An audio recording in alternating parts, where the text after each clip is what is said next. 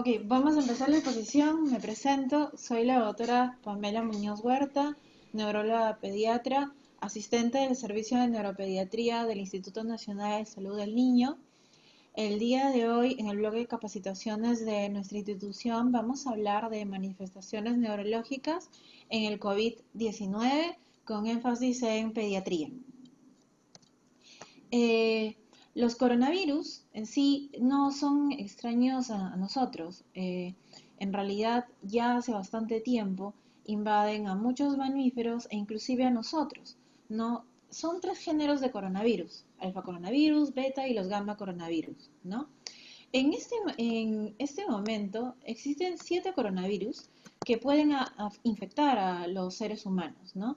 Los coronavirus humanos de diferentes serotipos, el 229B, el NL63, el HK11, el coronavirus humano C43, el MERS que estuvo hace más o menos unos 10 años, el SARS-CoV-1 y el SARS-CoV-2, que es el que actualmente es el tema de la exposición. Eh, los beta coronavirus, donde está incluido el SARS-CoV, el MERS y el SARS-CoV-2, están asociados con enfermedades graves en humanos, ¿no? Usualmente los coronavirus humanos los beta coronavirus están asociados típicamente a enfermedades de tracto respiratorio. Sin embargo, por cuadros pasados se han descrito que 3 coronavirus humanos pueden afectar y pueden ser neurotrópicos, donde está incluido ya y se describió el coronavirus humano 229E, el coronavirus humano OC43 y el SARS-CoV-1. El SARS-CoV-2 también está últimamente describiéndose que tendría un neurotropismo y es el del cual vamos a hablar el día de hoy. ¿Cuál es la patología de infectividad del SARS-CoV-2? El virus del SARS-CoV-2, para ingresar a nuestras células, ¿no? Usa proteínas, una proteína en pico, o proteína spike, o proteína S, que está incluida en su superficie viral, ¿no? Esta proteína S se une al receptor de la enzima convertidora angiotensina 2, que están en el huésped del mamífero, ¿no?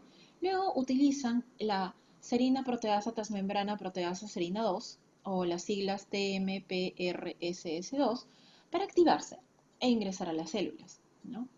Eh, el tropismo de una célula, es decir, la posibilidad de que esa célula sea infectada, depende de la cantidad de receptores EK2 que tengan los tejidos, ¿no? El EK2 se expresa en epitelios de las vías respiratorias principalmente, pero también está presente en las células renales, en el intestino delgado, en el mismo parénquima pulmonar, en el endotelio vascular de todo el cuerpo, y también están distribuidos en el sistema nervioso central. En el sistema nervioso se expresa en la microglia, los sautrocitos y los oligodendrocitos, ¿no? Y tiene concentraciones altas en ciertas regiones en específico, como la sustancia negra, los ventrículos laterales, principalmente el espacio periapendimario, en circunvoluciones, principalmente en la temporal medial, la corteza cingular posterior, el bulbo olfatorio. Se ha identificado también en la corteza motora, en las vías simpáticas del tronco encefálico. Es por eso que muchos de los pacientes que están en ventilación mecánica, al tener una infectividad de tronco encefálico, les es difícil dejar ventilación mecánica, ¿no? En los cultivos de células neuronales, esta enzima convertidora de angiotensina 2 se expresa tanto por fuera de la célula neuronal, es decir, en la membrana superficial y también en el citoplasma. ¿Y cómo el SARS-CoV-2 ingresa, nos neuroinvade? En realidad no hay nada claro. Hay 4 teorías de las cuales vamos a hablar, ¿no? Pero ya hay 4 teorías. La primera y más ampliamente difundida es el neurotropismo de muchos virus, que entra a través del nervio olfatorio. A través de la ruta transcribial entran por el epitelio olfativo a lo largo del nervio olfatorio hasta el bulbo olfatorio y así ingresan al sistema nervioso central, ¿no? El segundo mecanismo es la transferencia transináptica, es decir, existe una neurona infectada y a través de microtúbulos, mediante un transporte axonal rápido, estas células hacen un mecanismo de exocitosis y luego la otra célula endocita las vesículas y así las partículas virales se trasladarían entre neurona y neurona. Los otros dos mecanismos, ¿no?, son a través de la barrera hematoencefálica, mediante la infección del endotelio vascular, es decir, mediante la vía sanguínea, las partículas virales están en el lecho vascular y luego ingresan a través del receptor de enzima convertidora de angiotensina presente en el endotelio. Y así atraviesan e invaden las células gliales que están en esa barrera encefálica y así alcanzan nuestro sistema nervioso central. Y la cuarta teoría es que ingresarían a través de un caballo de Troya, es decir, los leucocitos infectados por el SARS-CoV-2 ingresarían mediante la permeabilidad de la barrera hematoencefálica mediante diapedesis y así entrarían a nuestro sistema nervioso central. Y así es como ha ingresado, pero ¿y cómo es que realizan el daño? ¿Cómo se produce el daño así? Se produce principalmente por dos mecanismos, una lesión cerebral hipóxica y una lesión inmunomediada, ¿no? El causante de la lesión cerebral hipóxica principalmente es la lesión pulmonar.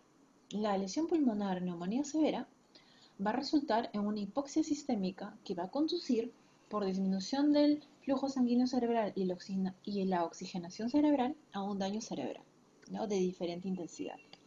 En este mecanismo contribuyen la vasodilatación periférica, la hipercapnia, la hipoxia por esta lesión pulmonar, el metabolismo anaeróbico derivado de esta infección pulmonar severa, se acumulan compuestos tóxicos, esto produce un edema cerebral que puede inclusive llevar a la apoptosis, ¿no? Y el segundo mecanismo es una lesión inmunomediada, ¿no? Debido a una gran tormenta de citoquina, ¿no?, proinflamatorias y activación marcada de los linfocitos T, los macrófagos y las células endoteliales, se produciría este daño, especialmente por una gran liberación de interleuquina 6. Esta interleuquina 6 provocaría fugas vasculares, activaría el complemento, activaría la cascada de coagulación, es por eso que se producen los eventos protoembóticos, ¿no? Y así se produciría el daño en órgano terminal, ¿no? Es decir, son esos dos los principales mecanismos neuropatológicos por los cuales se lesiona el sistema nervioso en sí. Quería hacer una parte porque me olvidé de decirles que tienen el chat para hacer sus preguntas y pueden ir haciendo las preguntas y al final vamos a conversar sobre las preguntas que ustedes hagan. ¿Cuáles son las principales complicaciones neurológicas y manifestaciones del COVID-19 debido al SARS-CoV-2? ¿No? Podemos catalogarlos en dos grandes grupos, la del sistema nervioso central y la del sistema nervioso periférico. En cuanto al sistema nervioso central, se han descrito síntomas inespecíficos como vértigo, cefalea, encefalopatías, alteraciones del estado de conciencia como delirio, ¿no? Pero también patologías típicas que vemos en neurología del sistema nervioso central, como enfermedad cerebrovascular aguda, es decir, hemorragias encefálicas, hemorragias intracraneales y también infartos intracraneales. Mielitis transversa, ¿no?, encefalopatías necrotizantes hemorrágicas agudas, encefalitis, convulsiones que luego llevan a cuadros epilépticos secundarios a cuadros atáxicos, y el sistema nervioso periférico, hipogeusias, es decir, alteraciones en el gusto de diferente intensidad, hiposmia, alteraciones en el olfato, neuralgias o dolores o neuropatías, síndromes de Guillain-Barré y también lesiones musculoesqueléticas. Acá lo que vamos a entender es que para que se produzcan, para que uno sepa qué es lo más frecuente, lo importante es hacer registros. Los registros son importantes Por eso es importante que nosotros también tengamos un registro o si es que existe algún registro, nos anexemos a este para ver qué es lo que se presenta principalmente. Acá lo que podemos ver son las manifestaciones en el sistema nervioso central, casos graves. Estos son dos grandes series. La serie de Mao es la serie de Wuhan, China, una serie grande, ¿no? Y la serie de Helms es una serie francesa, ¿no? Y se vio principalmente que los que tenían manifestaciones neurológicas eran principalmente adultos, ¿no? No habían tantos niños, pero eran principalmente adultos, ¿no? Y de los cuales Mao, los de Wuhan, los chinos, describen que principalmente ellos tenían compromiso neurológico en el 45% de casos, pero los franceses, porque ellos le dieron más hincapié a los síntomas neuropsiquiátricos, a la encefalopatía, al delirio, etcétera, dicen que hay manifestaciones neuropsiquiátricas hasta en el 84% de los casos, ¿no? Ellos vieron el cuadro de vértigo hasta en el 20%, cefalea hasta en el 20%, pero también establecieron que vieron presencia de stroke, los franceses lo vieron más, en la cuarta proporción de sus casos vieron un stroke isquémico, ¿no? La comunidad de Wuhan, o los casos de Wuhan, lo escribieron hasta en el 6%, hablaron también de agitación, delirio, encefalopatía, etcétera, ¿no? En España también se hizo un registro, ¿no? 40% de los casos, de estos 119 casos, eran de Madrid, ¿no? Hicieron este registro entre el 17 de marzo y el 11 de mayo. Sus edades, ellos encontraron un rango de 24 a 94 años. Y definieron diferentes síndromes neurológicos, pero dijeron que un caso podía tener más de un síntoma, ¿no? Encontraron que para ellos catalogarlos como manifestaciones neurológicas, su PCR les era positivo en el 78% de los casos y el resto encontraron una forma clínica, ¿no? No específicamente se basaron que necesitaban una positividad, ya sea de un PCR o alguna prueba serológica, sino veían y catalogaban a SARS-CoV como esta manifestación neurológica en sí. ¿Y qué es lo que encontraron? ¿No? Ellos encontraron que tenían también el 4%, la cuarta parte de sus casos eran infartos isquémicos. Presentaron que hasta el 20% podían tener anosmia y hiposmia. Tenían cuadros de cefalea casi en el 15%, encefalopatía de algún grado en el 17%, tenían un 10% de crisis epilépticas y tenían en el resto de patologías un cierto porcentaje, ¿no?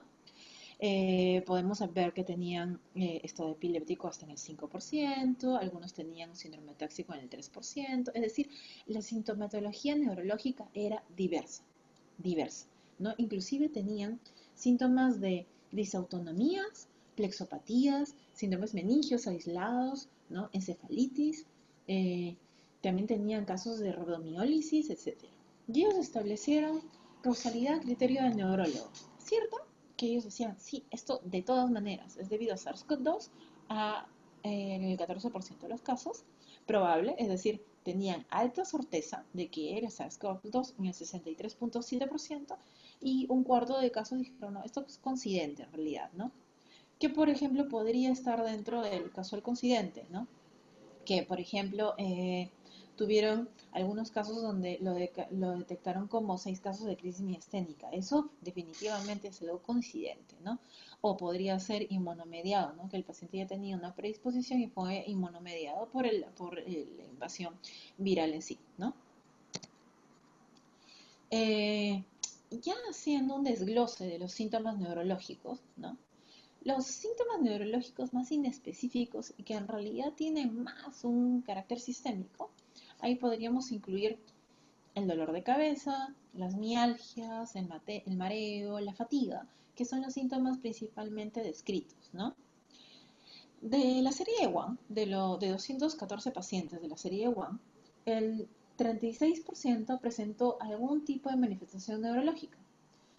Y de estos, lo catalogaron que la cuarta parte de casos era del sistema nervioso central, periférico 10% de casos y musculoesquelético 10% de casos. El síntoma más común, o signo más común, fue la cefalea, ¿no? El 13% relataba algún tipo de cefalea, tanto de síntomas leves, moderados y graves. y el 15% de los síntomas graves tenían en la anamnesis el haber presentado cefalea en su evolución clínica, ¿no? No, lamentablemente ahí no podemos catalogar si es que estos pacientes tenían historia previa de diagnóstico de migraña, cefalea tensional o ya habían tenido una cefalea previa. Esos datos no se han puesto en el artículo en sí. El 15% de los pacientes relata mialgias, ¿no? Y de este 15%, si hacemos un desglosado, hasta el 15% tenía elevaciones de la CPK, ¿no? Y en los casos graves, hasta el 20% tenían elevación de la CPK. Y se describen inclusive cuadros de rabdomiólisis, ¿no?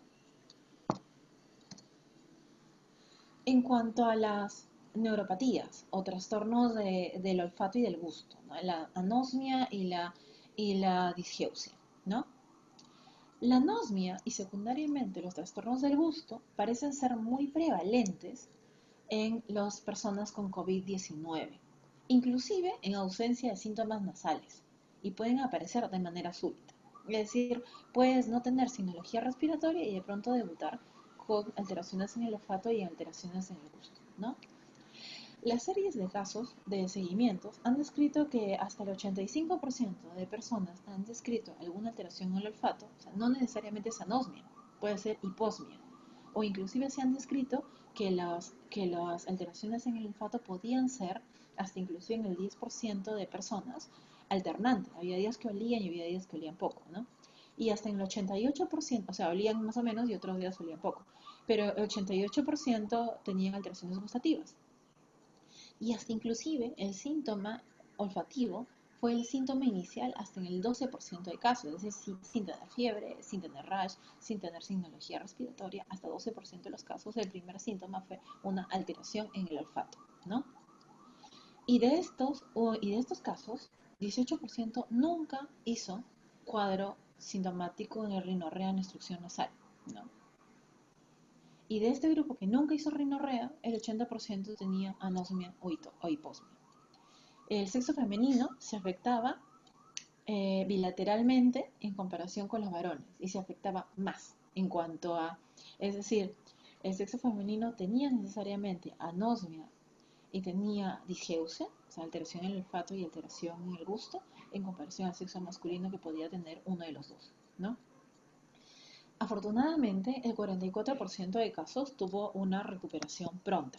En el gráfico de la derecha podemos ver el azul son los que tenían hiposmia y en el rojo los que tenían anosmia, ¿no? Y en realidad, en ambos, hasta en el periodo de los 14 días, teníamos un 70% de mejoría, ¿no? Más del 70% de mejoría. Eh, y en cuanto a la anosmia, teníamos más de un 90% de mejoría hasta los 14 días. Y la mayor intensidad de mejoría lo notaban entre los 5 y los 8 días de enfermedad de los síntomas, ¿no? Sí es cierto, había personas que inclusive más allá de los 15 días siguieron teniendo alteraciones olfativas e inclusive hay descripciones de algunos que se han enfermado y se han infectado en estos cuadros de enero y hasta el momento no tienen recuperación al 100% de estos déficits sensoriales, ¿no? Continuando, ya esta alteración anósmica en realidad puede ser encontrada en el sistema nervioso central. La respuesta es sí, ¿no? Acá tenemos un cuadro clínico, ¿no? Uno lo fija mejor cuando ve un cuadro clínico, ¿no? Acá tenemos una mujer de 25 años, ¿no? En realidad esta mujer de 25 años es residente de radiología y lo que tuvo principalmente es 3 días de evolución. 3 días de evolución, es decir, de pronto, de un día a otro, sin sintomatología previa respiratoria ni nada, presentó pérdida del olfato, súbito, ¿no? Y estuvo pensando que podía ser una rinitis, haciéndose ver, y el tercer día se hizo una resonancia magnética, antes de tener algún síntoma. Es más, fue una forma más asintomática. Y lo que se vio en la resonancia magnética el tercer día de evolución es que, ay, disculpen, es que acá tenemos una resonancia magnética, el que dice coronal view, es una resonancia magnética en FLAIR, en corte coronal, ¿no? Y lo que vemos allí es una hiperintensidad, ¿no? Del giro recto derecho, ¿no? Una hiperintensidad, es decir, hay una lesión en la zona olfatoria, ¿no? Predominantemente en la zona posterior, y también se ve que eh, hay una hiperintensidad, un edema de ambos bulbos olfatorios. Es decir, esa signología en realidad puede ser hallada mediante imágenes, pero lo cierto es que en otros casos que tenían anosmia también intentaron hacer resonancia magnética, pero no encontraron alteraciones. Pero lo cierto es que la resonancia magnética la hicieron en periodos muy tardíos. Entonces, en realidad, la imagenología podría verse en edades precoces, ¿no? Esto obviamente lo hicieron por investigación, no es que todas las personas que tengan anosmia deben hacerse una resonancia magnética, sino es que esto en realidad nos explica que sí hay una invasión neurotrópica en el sistema nervioso central, inclusive en la zona olfatoria y a través del bulbo olfatorio en ambos, ¿no? Y otro caso, este es otro varón de 27 años, también personal de salud. Eh, Él también, en una pesquisa, ¿no?, de médico ocupacional, le dijeron que tenía una infección activa por SARS-CoV, totalmente asintomático, ¿no? Y 4 días después de ese diagnóstico, presentó anosmia, ¿no? Entonces, en ese momento, también se le hicieron una resonancia magnética. Y al hacer la resonancia magnética en ese momento, ¿qué encontraron? Encontraron un edema marcado bilateral de ambos bulbos olfatorios, ¿no? La mejoría de los síntomas él la tuvo al día 14, es decir, mejoró, y le hicieron como parte de investigación una imagen control, y se vio que al día 24 había, en realidad ya no se veía ese edema marcado de los bulbos olfatorios, ¿no? Ya no se veía ese edema marcado, se veía los bulbos olfatorios tal cual deben verse, ¿no? Es más fácilmente vista en las imágenes de arriba, donde se ve en el cuadro A el edema, la hiperintensidad, es decir, hay un brillo blanquecino alrededor de los bulbos olfatorios y algo hinchados, y en la izquierda se ven como deben verse normalmente en una resonancia magnética. El otro síntoma neurológico es el delirio, ¿no? La agitación psicomotriz. Y se han descrito 7 teorías por las cuales en realidad la persona llega a tener delirio o agitación psicomotriz, especialmente aquellos que ingresan a UCI, ¿no? La invasión directa del sistema nervioso central por los mecanismos neurotrópicos de los cuales ya hemos hablado, ¿no? La inducción de los mediadores inflamatorios en este sistema nervioso central, de los cuales ya hemos hablado, ¿no? Un efecto de la hipoxia debido a la afección pulmonar, el efecto de la estrategia sedante para lograr una mejor compliance, ¿no? Un tiempo de ventilación mecánica pulmonar también, ¿no? Pero mecánica prolongada, inmovilización también, ¿no? Y los factores ambientales necesarios para desafortunados, el aislamiento social, la cuarentena sin familia, etcétera, ¿no? Es por eso que se recomienda que aquellas personas que están hospitalizadas por lo menos tengan, y aquí viene el cuadro de la derecha, ¿no? Viene que se recomendaría, y serían condiciones ideales, que el personal de salud, que estamos tan inmersos a veces en atender pacientes, aquellos que están en emergencia principalmente, a veces está tan sobrecargado por la gran cantidad de pacientes que llegan, que de pronto llegan a un estrés emocional, un estrés, y de pronto la atención deja de ser tan cálida y empática como debía ser. Por eso una estrategia es que los servicios de psicología sean tanto para el paciente como tanto para el médico, enfermera y personal de salud en sí, ¿no? Si tienen alguna convicción religiosa, no dejarla de lado, ¿no? Apoyo psicológico, cuando están en cama, hacer movilidad en cama, ¿no? Vigilar la escala del dolor, ¿no? Vigilar la escala del dolor porque el dolor también es angustiante, ¿no? Tratar de establecer un canal de comunicación con la familia, etcétera, ¿no? En cuanto a los infartos, COVID y stroke, ¿no? Existe un estado de hipercoagulabilidad que ya hemos visto anteriormente, ¿no? Que es una coagulopatía inducida por la sepsis y que va a predisponer un accidente cerebrovascular, ¿no? Sabemos que el virus SARS se une al ECA2, ¿no? pero el ECA2 es el contrapeso de la ECA1, ¿no? Y de la angiotensina 2. Y la angiotensina 2 es principalmente proinflamatoria. La angiotensina 2 es vasoconstrictora. La angiotensina 2 promueve el daño a órgano blanco. Entonces, si se agotan los receptores de ECA2, entonces da esto como una balanza para el incremento en favor del eje dañino, el eje de ECA1 angiotensina 2. Entonces eso predispondría la lesión tisular, ¿no? Incluidos los accidentes cerebrovasculares. Y aquí viene un caso pediátrico en sí, ¿no? Casos adultos ya están ya bastante descritos, pero aquí vendría un caso pediátrico para fijarlo. Tenemos un niño de 12 años, previamente sano, ¿no? Y que empezó previamente sano, no tenía signología. Y la única signología que hizo fue una crisis epiléptica, ¿no? Poco después, horas después, desarrolló una hemiparesia en el lado derecho y sangre, ¿no? No tuvo nunca antecedente fiebre, tos, rash, síndrome déficit respiratorio, hemoglobinopatía, trauma reciente. Nadie en la familia tenía contacto de COVID-19 y por encontrarnos en medio de la pandemia y en transmisión comunitaria, ¿no? Esto fue en un caso de Israel, ¿no?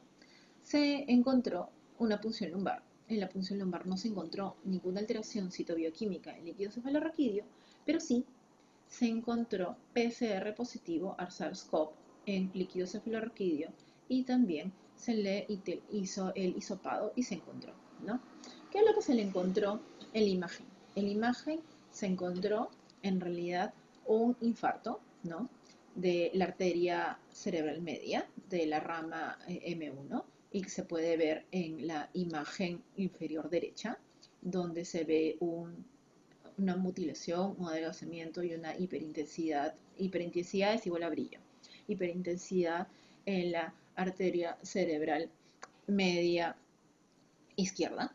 Y lo que vemos allí también es una traducción de esta imagen en las secuencias FLAIR y T2, que son las superiores que están en el gráfico, y vemos que hay un compromiso de lo que es la cápsula interna, de lo que es el núcleo caudado, de lo que es el núcleo lenticular y también de lo que es la corteza temporal, ¿no? En SARS-CoV-2 se ha descrito también encefalitis definitivamente, ¿no?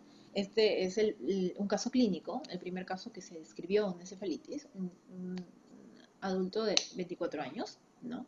Que tuvo fiebre, fatiga, fue diagnosticado como influenza por sus síntomas, porque le hicieron una prueba serológica para COVID-19 negativa. O sea, tenía una prueba serológica negativa, fiebre, fatiga, ¿no? Y le dieron un antiviral todavía como para influenza y le mandaron con sintomáticos a casa, ¿no? Al día 9, su familia lo encuentra en un estado positivo, tirado en casa, ¿no? Porque presentó crisis epilépticas. Es más, las crisis epilépticas fueron tan severas y recurrentes que llegó a un estado epiléptico refractario. Al examen físico tenía rigidez de nuca, tenía un PCR nasofaringio y test serológicos negativos, pero se le hizo un PCR en líquido cefalorraquídeo positivo, el cual dio positivo a SARS-CoV-2, ¿no? Eh,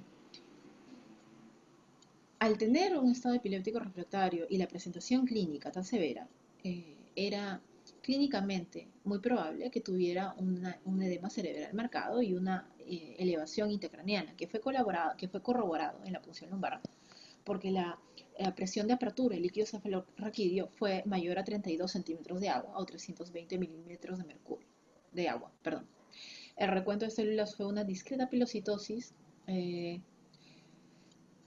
de 12, ¿no? De 12 células, ¿no? Donde predominó 10 mononucleares y 2 polimorfos nucleares, no hubo nada de glóbulos rojos, ¿no? No hubo hematías. Y lo que sí es cierto que se encontró una invasión o una hiperintensidad en resonancia magnética en lo que es el lóbulo temporal derecho, ¿no? El lóbulo temporal derecho. Y también la resonancia magnética mostraba una etmoiditis, ¿no?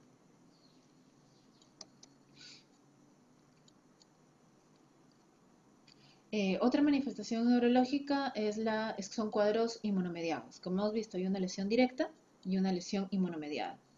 En Una de las principales lesiones inmunomediadas es la encefalomielitis diseminada aguda, o del inglés ADEM. Acá tenemos un caso, este caso me lo proporcionó una amiga de Recife, Brasil, ¿no? Tiene una niña de 12 años, es una niña de 12 años que un día antes había tenido rash y fiebre, ¿no? Luego presentó una erupción cutánea mantenida durante 5 días y somnolencia leve durante esos 5 días.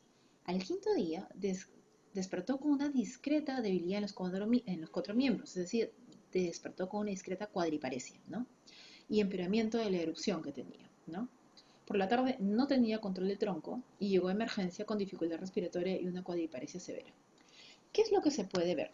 Lo que se puede ver es una afección principalmente de la sustancia blanca a nivel encefálico, y lo que podemos ver aquí en esta imagen de difusión, y lo que podemos ver aquí en la resonancia magnética a nivel cervical es que tiene una lesión de lo que es tronco medular. Tiene una lesión desde lo que es la protuberancia hasta eh, la médula cervical, que se ve la médula cervical edematosa, hiperintensa, ¿no? Es decir, con brillo blanco, ¿no? Hiperintensa, y esto obviamente sería la signología del cuadro clínico de la niña de la cuadriparesia, ¿no? Estaba teniendo una mielopatía, ¿no? ¿Y cómo la trataron? Con pulso de corticosteroides, como se tratan las encefalomielitis diseminadas agudas, ¿no? ¿Hubo mejoría? Sí, sí, hubo mejoría, ¿no?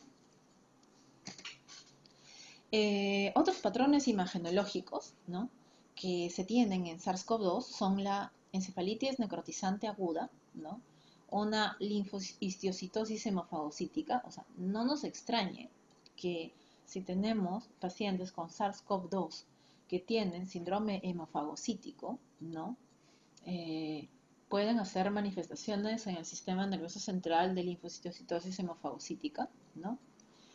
Y también podemos tener patrones de lo que son imagenológicos de lo que es engrosamiento de la caudequina y hiperintensidad a través de las raíces anteriores de las raíces anteriores debido al Guillain-Barré, ¿no? Pero vamos a hablar de cada uno en específico. En la encefalopatía necrotizante hemorrágica aguda, o ANE, ¿no?, se han descrito que esta encefalopatía necrotizante hemorrágica aguda, ¿no?, se presenta por otros virus, influenza, ¿no? Otros pueden ser herpes virus 6, sarampión, parainfluenza, influenza B, micoplasma, ¿no?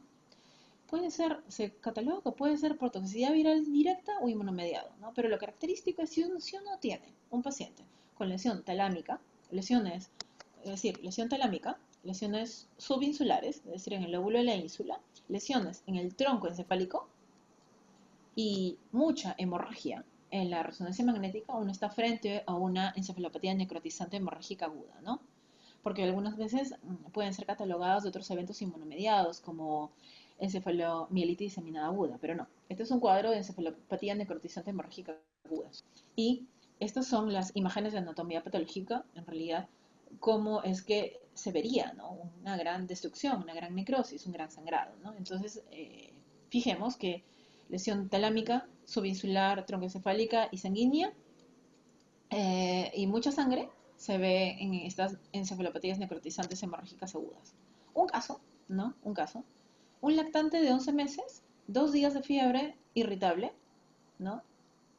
2 días de fiebre irritable, somnoliento, no quería lactar, no quería comer y empezó a vomitar, ¿no? Se le hizo diagnóstico de infección aguda por SARS-CoV y tenía como antecedente que 3 meses atrás lo habían catalogado como MEC viral, ¿no? Y estas son sus imágenes, ¿no? Lesión talámica, lesión en la ínsula, ¿no?, y mucha hemorragia. En esta imagen de hemosiderina se ve mucha hemorragia. Entonces, el diagnóstico es una ANE por SARS-CoV-2.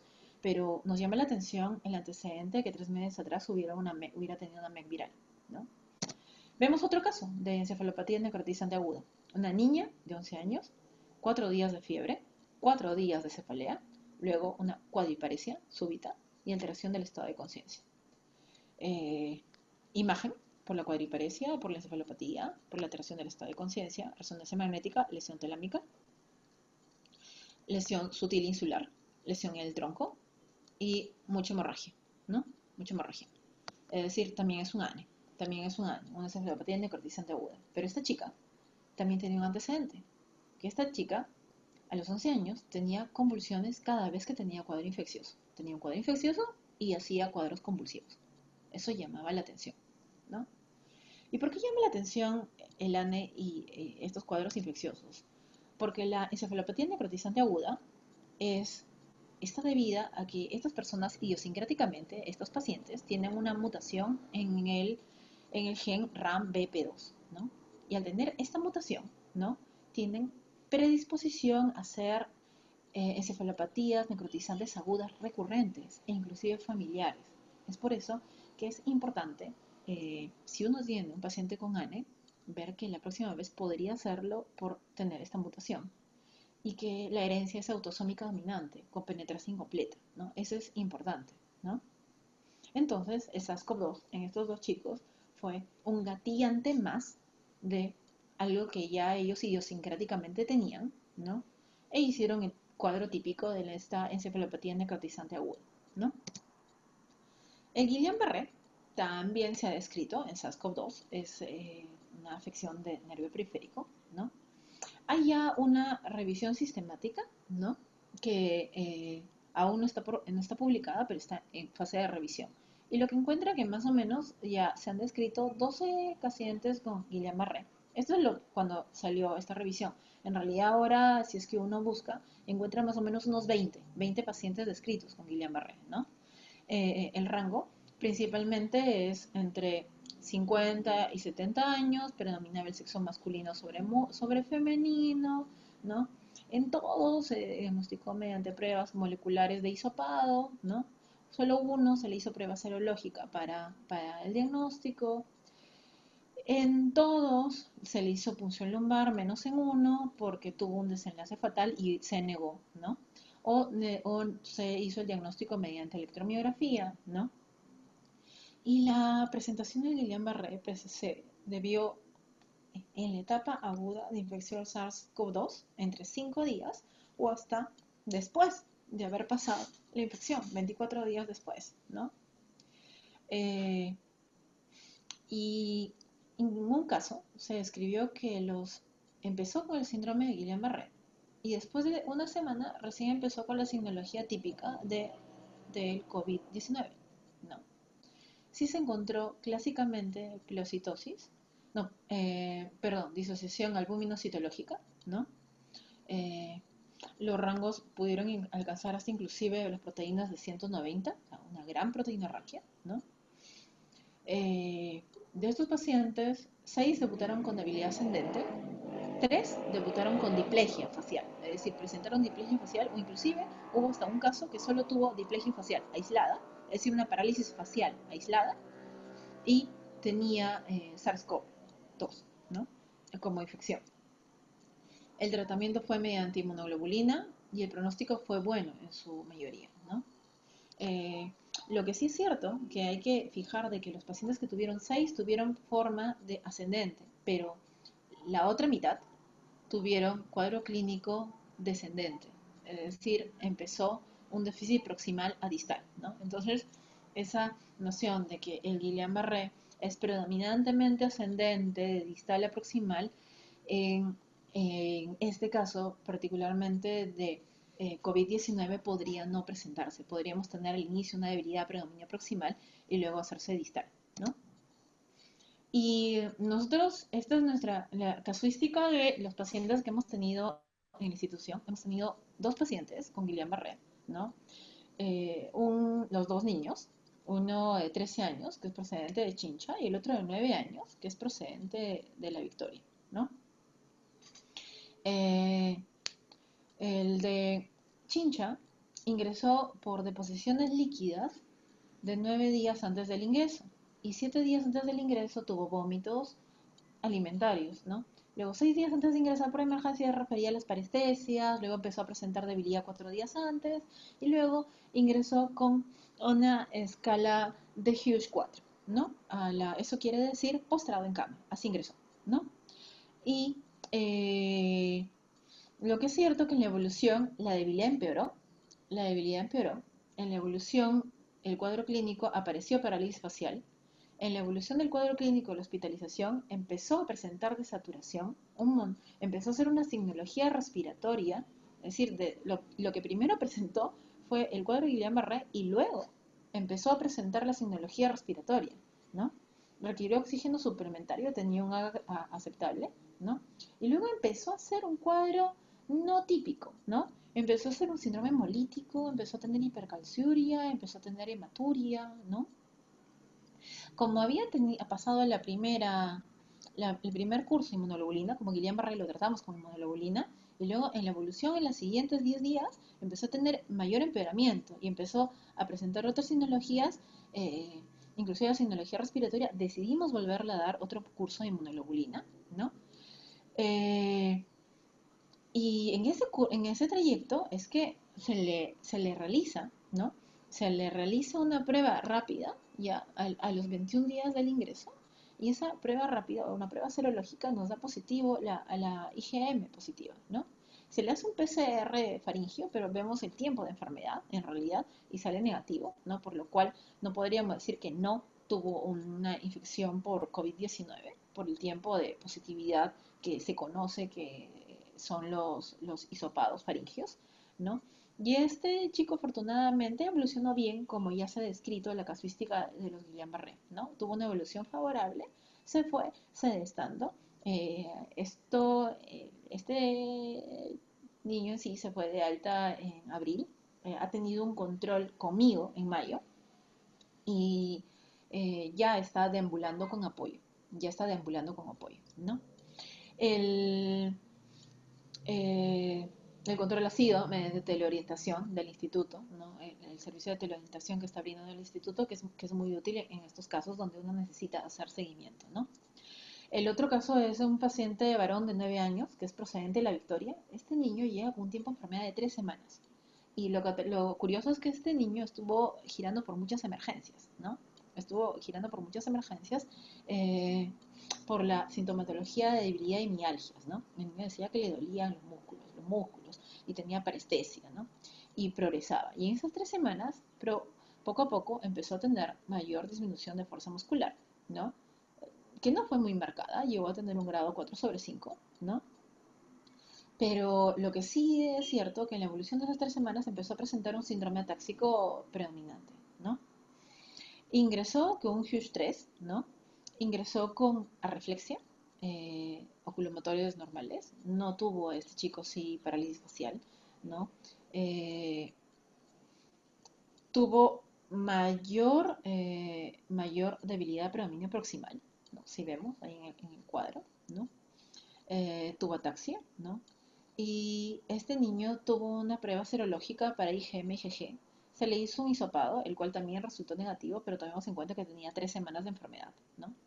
Eh, se le hizo tratamiento con inmunoglobulina, tuvo una mejoría, se fue de alta deambulando sin apoyo y con una discreta ataxia, ¿no? En sí, esta Guillain-Barré, si uno quiere ser para términos de investigación, ¿no? El causante del Guillain-Barré es una reacción cruzada entre un epitope viral y una confusión en un epitope en el sistema nervioso periférico, ¿no? Y el anticuerpo causante de esto, más conocido y ampliamente conocido, es el GQ1B, ¿no? Y si uno quiere ser para ámbitos de investigación, puede hacer el estudio de anticuerpo, el GQ1B, y si lo puede tener, ¿no? Y si uno quiere ser más académico, inclusive podría encontrar, debido a que esta muchas veces es una radipolículo-neuropatía, puede encontrar un realce engrosado discreto del cono medural, ¿no? Y puede encontrar realce o engrosamiento de las raíces nerviosas anteriores, aquí, cuando se ve el realce de las raíces nerviosas anteriores en la caudequina, ¿no? Aquí, por ejemplo. Otra cosa que no quería dejar pasar, ¿no? Que viene a cotación de las manifestaciones neurológicas en sí y el tratamiento, ¿no? Que si es que uno tiene un niño con cualquier signología del sistema nervioso central y tiene convulsiones, o tiene un niño con epilepsia y está ante una infección activa de SARS-CoV, ¿no? Eh, Tenemos que saber que muchos de estos medicamentos que estamos usando para tratamiento del COVID-19 pueden tener una interacción farmacológica con drogas antiepilépticas, ¿no? En rojo lo que se debe evitar. Con cloroquina e hidroxicloroquina, ¿no? Se ha escrito que eh, el uso de carbamazepina, fenitoína y fenobarbital disminuye significativamente y severamente la efectividad de cloroquina y hidroxicloroquina. Por lo tanto, debería evitarse su administración simultánea, ¿no? En tolicizumab disminuye la acción del fármaco en sí, ¿no? El uso de tolicizumab con fenobarbital, fenitoína y carbamazepina disminuye la acción de fenobarbital, fenitoína y carbamazepina, ¿no? Lo que está en naranja hay que tratar de ver el reajustar dosis, ¿no? Y lo que está en verde no tiene poca interacción o nula interacción, ¿no? Entonces habría que fijar lo que está en rojo. Fenobarbital, fenitoína y carbamazepina con la mayoría de antivirales o anticuerpos monoclonales disminuye la acción de los antivirales y disminuye la acción de, en el caso de su uso concomitante con tocilizumab, disminuye la acción de la droga antiepiléptica, anticonvulsiva, ¿no? Y bueno, eso sería todo en cuanto a la exposición de hoy día y doy pase a las preguntas para poder hacer la disquisición.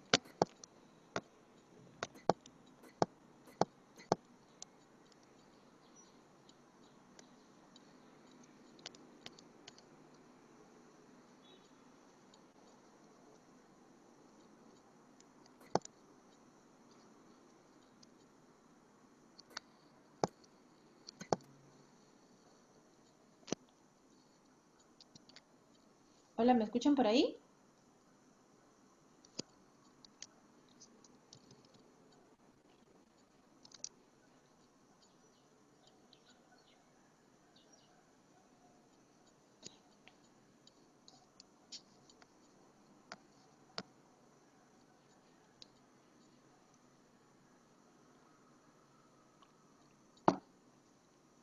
Ok, entonces vamos a leer las preguntas del chat, ¿ya? Dice, a ver, más volumen, más volumen. Ok, acá hay una pregunta en Trujillo, que hubo un personal de salud que tenía COVID positivo y presentó hemorragia subaracnoidea y manifestaron que era por el virus, fue la primera trabajadora de salud, ¿no? Que no era por que no le dijeron que no era por el virus, ¿no?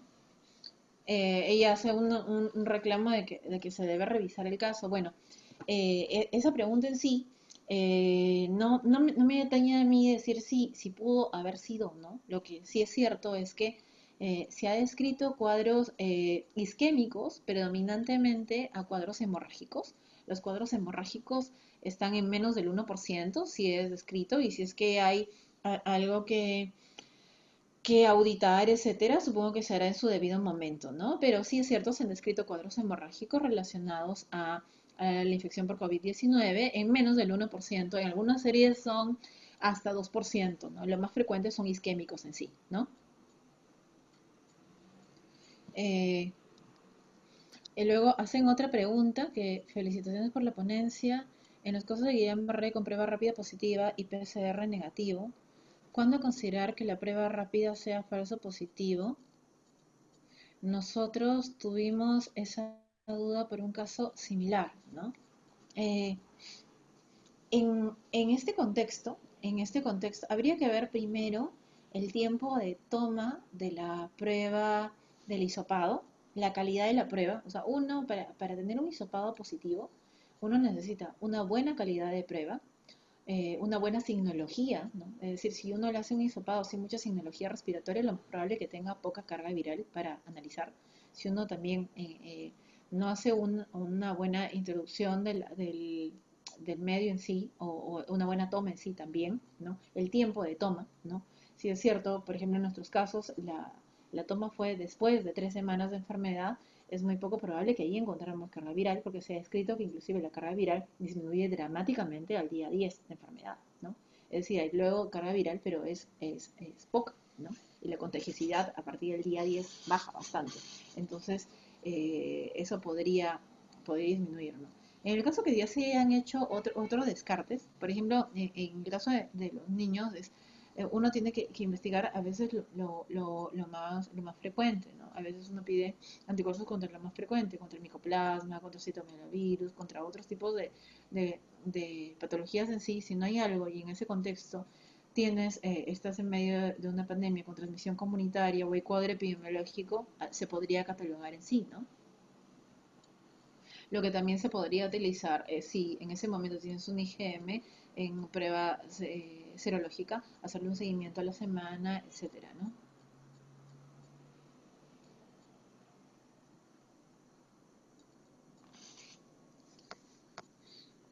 A ver, pego otras preguntas. Acá. Es decir, si mi niña toma carbamazepina, en caso de tener coronavirus, ¿debe suspender el uso del medicamento para que actúe el antibiótico contra el COVID? No, no, señora Peláez. Lo que hemos dicho es que se debe evitar su uso. Existen en la guía técnica de tratamiento de COVID, existen medicamentos que se pueden utilizar eh, adicionalmente, ¿no? Y se debe valorar en realidad en qué estado clínico está su niña para recibir, si tuviera la infección, para recibir algún tipo de tratamiento en sí, ¿no? Si un paciente tiene epilepsia y disminuye súbitamente su antiepiléptico, lo que va a tener son crisis epilépticas súbitas, lo que puede eso afectar más su vida. Es decir, lo que estamos diciendo es que el clínico, no la familia, el clínico tiene que valorar el utilizar la terapia más adecuada para ese paciente, tratar de evitar su uso concomitante porque la hidroxicloroquina o cloroquina no es el único medicamento que está dentro de la norma, ni el único que se puede utilizar, ¿no? O sea, no se suspendan medicamentos antiepilépticos por temor, porque eso nos va a llevar a que los niños hagan crisis epilépticas y pongan en riesgo su vida, ¿no? Usaron enoxaparina, corticoides, AINES, ¿no? En los Guillain-Barré que tuvimos en la institución no usamos enoxaparina, ¿no? Corticoides en los casos que han tenido encefalitis, sí utilizaron corticoides, ¿no? En los casos que ha habido encefalomielitis seminada aguda y la mielitis, utilizaron corticoides en pulso, ¿no? Porque es un cuadro más inmunomediado, más que invasión del virus per sí. Eh, eh, ¿Me podría brindar su número? Okay. Gracias, doctorita. Quería consultar, buenas tardes, quería consultar si nuestro país está realizado prueba molecular para COVID-19 muestra el líquido cefalorraquídeo. Eso, en realidad, la técnica de PCR es una técnica, ¿no? Entonces, es una técnica, no es que el primer es una técnica, que lo que utiliza es una partícula y lo replica, ¿no? El genoma del virus lo replica. Entonces, eso se puede hacer en cualquier tipo de muestra. Entonces, sería cuestión de coordinar con el INS para hacer una muestra de líquido cefalorraquídeo, ¿no?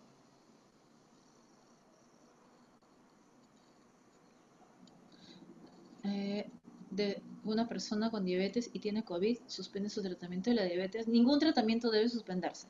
Cualquier infección, cualquier condición crónica que se deja de lado va a empeorar eh, la evolución clínica del cuadro por COVID-19. Luego, ¿cuál sería su pronóstico de las manifestaciones neurológicas a fin de año? ¿No? Lo que es cierto es que vamos a tener, si estamos en esta fase de presentación de casos nuevos, ¿no? Definitivamente, igual como estamos teniendo Guillain-Barré, vamos a tener chicos que tengan encefalitis, vamos a tener ADEM, encefalomielitis y vamos a tener alguna otra patología, ¿no? Lo que es importante de estas charlas es reconocer los cuadros clínicos para saber exactamente ante qué estamos, ¿no? Muy bien, doctora Pamela Muñoz Huerta. No habiendo más preguntas, parece que toda la exposición ha estado, como muy bien lo dicen los participantes, de una calidad muy alta. Se le agradece por la participación y la estaremos invitando para futuras exposiciones de temas similares. Muy buenas tardes a todos y gracias por las conexiones. Gracias a usted principalmente, doctora Pamela Muñoz Huertas. Ok, gracias.